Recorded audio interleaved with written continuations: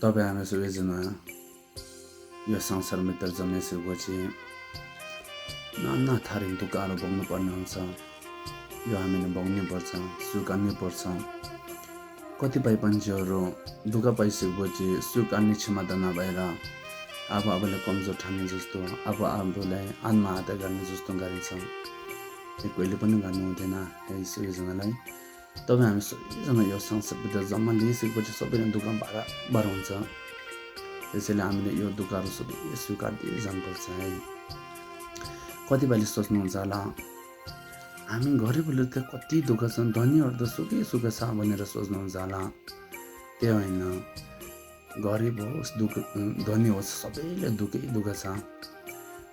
यो संसारभित्र जन्म लिइसकेपछि सुख छैन भनेपछि त गरिब के भन्छ धनी ठुलो सानो सबै यो संसारभित्र पर्छ।